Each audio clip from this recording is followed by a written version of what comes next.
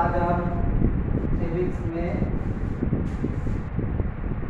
Chapter number first पढ़ेंगे। आज book आपकी बदली हुई है, आपकी आज होगी स्वतंत्र भारत की राजनीति। इसमें आज हम चैप्टर नंबर फर्स्ट पढ़ेंगे। यानी कि क्या लिखा है, जैसे हमारा पहला चैप्टर है राष्ट्र निर्माण की चुनौती।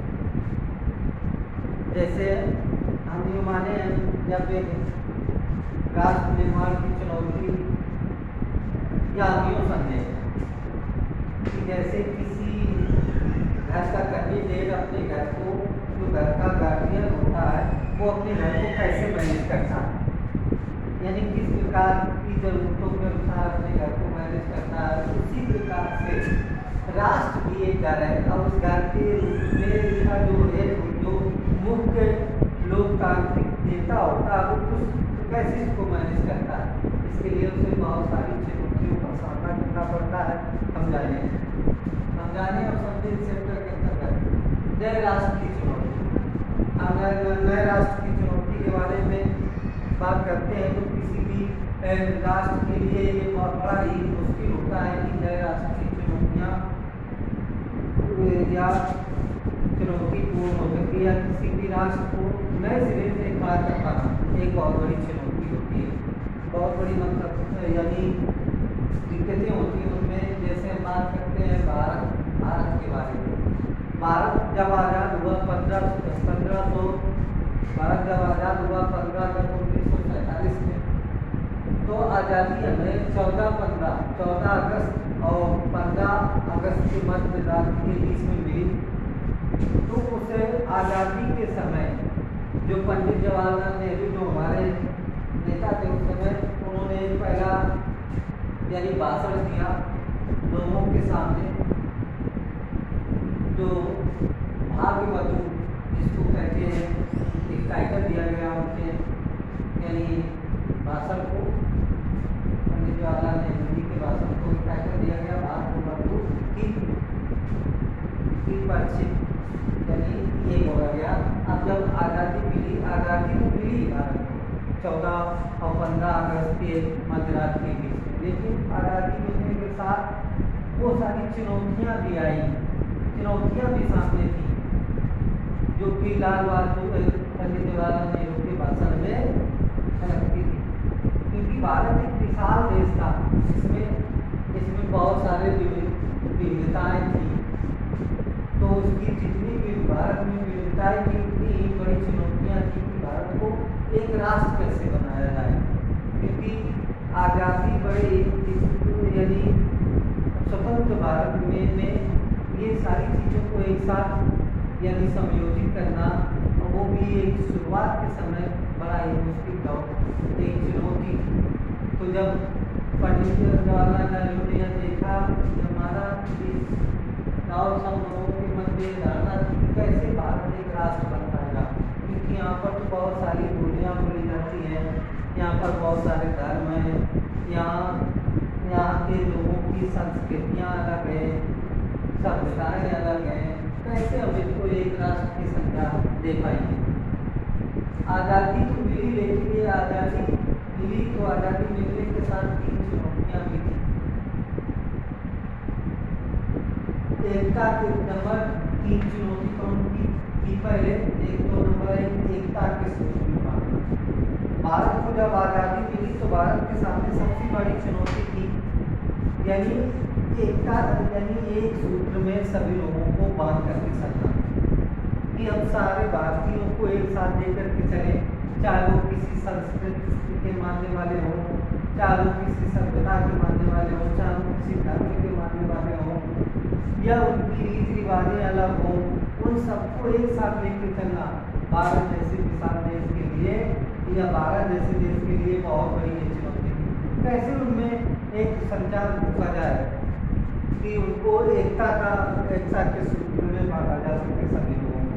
ये बहुत बड़ी चुनौती थी 1947 के बाद जब भारत को आज़ादी प्राप्त हुई और उसको नए राष्ट्र के तौर पर स्थापित करने में ये बहुत बड़ी चुनौती थी कि एकता के सूत्र में कैसे बांधा जाए, इतनी सारी विविधताएँ, इतनी सारी बोलियाँ होते हुए।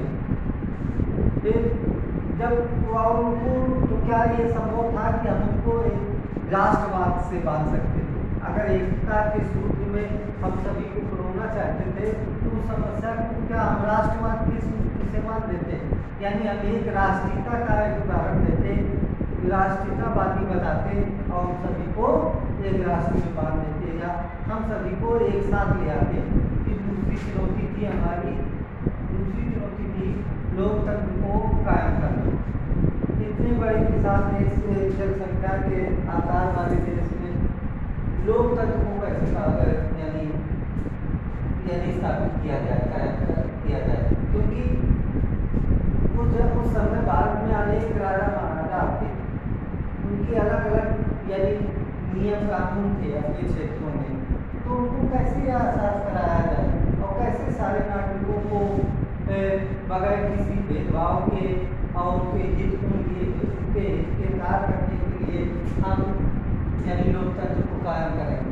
तो उसके लिए ये नजरिया अपनाया गया कि लोकतंत्र को स्थापित करने के लिए शुरुआती समय में भारतीय संविधान के अंतर्गत जो कि हम पढ़ते हैं कि लोकतांत्रिक क्षेत्र में आने के लिए कुछ समुदाय विशेष राज्यों को विशेष दर्जा भी दिया गया ताकि वो भारतीय लोकतंत्र के अंतर्गत या भारतीय संघ के अंतर्गत आ सके। अभी तीसरी सबसे बड़ी चुनौती थी सबका विकास कैसे हो, यानी सबका विकास कैसे हो। भारतीय संविधान यानी कि 1947 के बाद अगर बात करें के बाद के मुख्य जो बातें थी उनकी कि कैसे कि सबका विकास कैसे हो, तो भारतीय संविधान ने हमें संविधान के अनुसार बता रखा है कि हम सबका विकास कैसे कर सकते हैं, यानी हम समाज के तो उस समय भी यही सोचती कि हम समाज के उन वर्गों को साथ लेकर चलें जो जिनकी स्थितियाँ दयनीय हैं, क्योंकि जो अल्पसंख्यक है उन्हें विशेष रूप से हम विशेष यानी सुरक्षा दें। ये वो समय के शुरुआती भारत के तीन यानी सबसे बड़ी समस्या थी। तो उस समय शुरुआती समय में क्या किया गया सबका विकास के लिए कि समाज के उन यानी जागरूक हुए और पिछड़े हुए वर्गों के लिए कुछ छूटें दी गई और अल्पसंख्यक को जो भारत में उस समय अल्पसंख्यक थे, चाहे वो हिंदू हो, चाहे वो मुस्लिम हो या सिख हो या ईसाई हो, ये अगर जो अल्पसंख्यक किन्हीं राज्यों में थे तो उनके लिए विशेष यानी सुरक्षा दी गई ताकि इनका अहित ना हो और उनका भी विकास हो। इसलिए और ऐसा करके ही भारत का विकास संभव हो सकता है, क्योंकि भारत में इतने लोग हैं, इतने धर्म हैं, इतनी बोलियाँ हैं, हर 30-40 किलोमीटर पर 50 किलोमीटर पर बोली बदल जाती है, इतनी सारी बोलियाँ होने के बाद कैसे लोगों को ये लाभ है। तो ये सबसे बड़ी समस्या है। जब ये समस्याओं का निराकरण हुआ जो संवैधानिक तरीके से किया गया, अब अगला हमारा पॉइंट आता है विभाजन, विस्थापन और पुनर्वास। भारत आज़ाद तो हुआ, लेकिन आज़ादी से पहले या भारत को ये आज़ादी ऐसी नहीं मिली, भारत को ये आज़ादी मिलने के बाद भी बहुत संघर्ष करना पड़ा। भारत अगर आपने एक राष्ट्र बना है तो आज़ादी मिलने के बाद भी बहुत संघर्ष किए। 1947 का वो दौर भारतीय यानी मानवता जाति के लिए सबसे बड़ी विनाशों में से एक विनाश थी। 1947 में जब भारत जैसे देश के दो हिस्से हुए, भारत और पाकिस्तान, तो भारत और पाकिस्तान के बीच में जो विभाजन हुआ वो विभाजन ऐसा था, विभाजन ऐसे तय किया गया। कैसे विभाजन हुआ? विभाजन भारत पाकिस्तान में कैसे तय हुआ? भारत और पाकिस्तान में विभाजन भारत और पाकिस्तान में विभाजन पाकिस्तान में विभाजन यानी संख्या के आधार पर तय किया गया। किसके आधार पर? संख्या के आधार पर ये तय किया गया। भारत की तरफ से यानी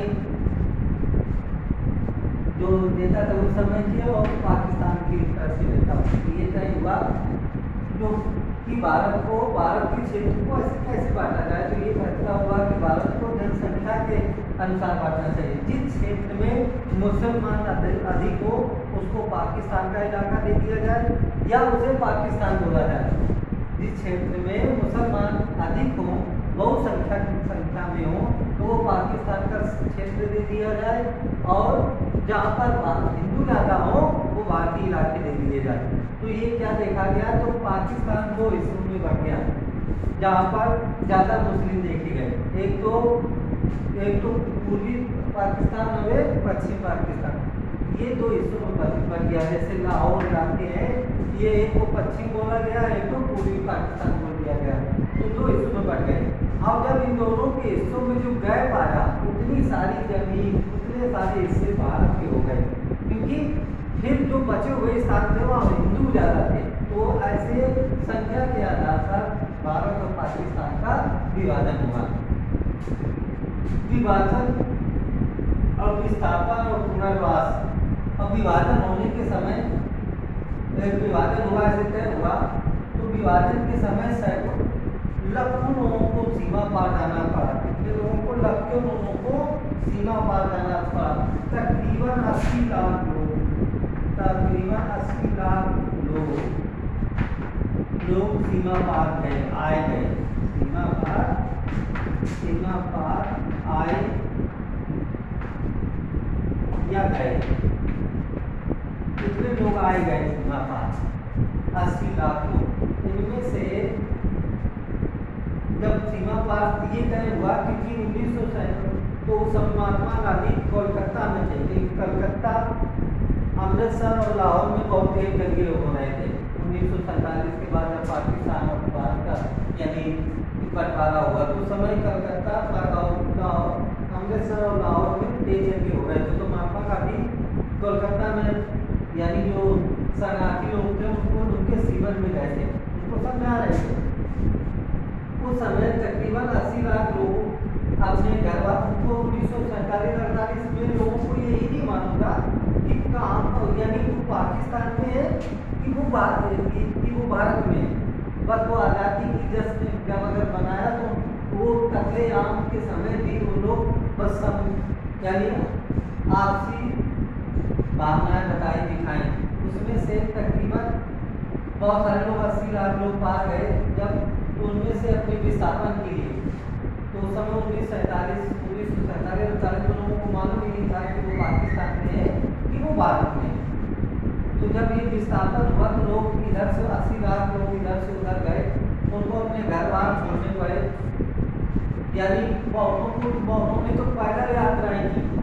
जब अमृतसर, लाहौर और कोलकाता में दंगे हो रहे थे और यानी ट्रेनों में आपसी मुसलमान और हिंदू मार काट कर रहे थे, तो उसी बीच में जब लोगों ने देखा कि बहुत ज़्यादा लोगों की मौत हो रही है, तो कुछ लोग तो पैदल ही निकल गए और अपना सामान समेट करके। इनमें से 80 लाख लोग जैसे मैंने बताया वो चले गए, यानी सीमा पार गए। विभाजन का परिणाम क्या हुआ? विभाजन का परिणाम क्या हुआ कि भारत और पाकिस्तान में कभी न खत्म होने वाली दूरी तय हो गई। महात्मा गांधी ने ये भी कहा था अपने 1947 में कि भारत ने पाकिस्तान को कुछ सहायता देने का वादा किया था, और उन्होंने मानते थे कि वो भारतीय लोग अपने वादे को पूरा नहीं कर रहे हैं। उस समय की भूमिका था। इसके परिणाम क्या हुए? 80 लाख तो घर बेघर हो गए और तकरीबन 5 लाख लोग, 5 से 10 लाख लोग मारे गए, यानी इतने लाख लोग मर गए उस समय जब विभाजन हुआ। इतनी बड़ी त्रासदी हुई, ये मानव इतिहास में बहुत बड़ी त्रासदियों में जितनी भी त्रासदी घटी है उनमें से एक मानी जाती है। ये विभाजन, भारत और पाकिस्तान का विभाजन, इसके परिणाम लोगों को ये सारी चीज़ों को उतना सहना पड़ा और तब के निकाल करके और 2 साल 3 सालों तक ये पीड़ाएं लोगों को उठानी पड़ी। आज के लिए इतना ही। अब आगे वाले आज पाठ में पढ़ेंगे। तो आप लोगों ने जितना भी आज पढ़ा एक हेडिंग और देख लेते हैं, एक और देख लो, रजवाड़ों का विलय। रजवाड़ों का विलय।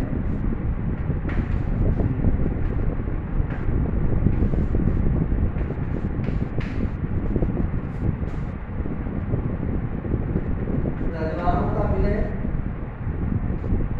जब यानी भारत आज़ाद हो गया तो अंग्रेजों ने देखो एक तो भारत पाकिस्तान बनवा दिया, फिर दूसरी चाल क्या करी कि उस समय भारत में तकरीबन 565 छोटे बड़े रजवाड़े थे। अब भारत 1947-48 में आज़ाद हुआ तो 565 ऐसे राधे रजवाड़े थे। उनमें से कुछ राधे रजवाड़े ब्रिटिश साम्राज्य के अधीन थे और कुछ स्वतंत्र थे।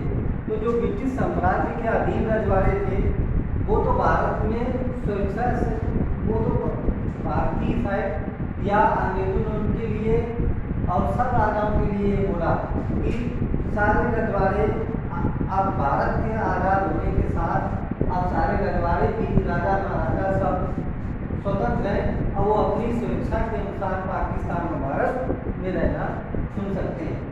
तो क्या हुआ, इसका विलय करवाना, राजाओं का विलय, रजवाड़ों का विलय करवाना भी एक बहुत बड़ी चुनौती थी। भारत जैसे नए राष्ट्र की चुनौतियों में से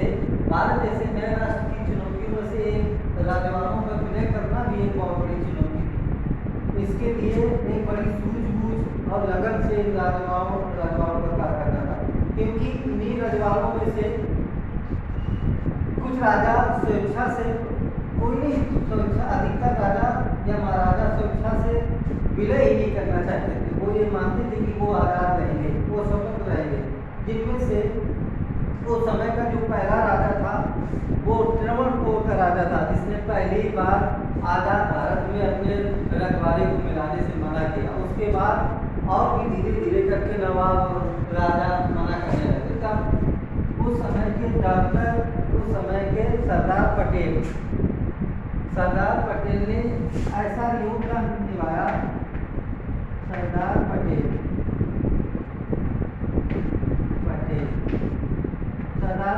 जी ने एक ऐसा योगदान निभाया कि उन्होंने अपनी सूझबूझ से, अपनी वाटता से अधिकतर रजवाड़ों को मिला लिया।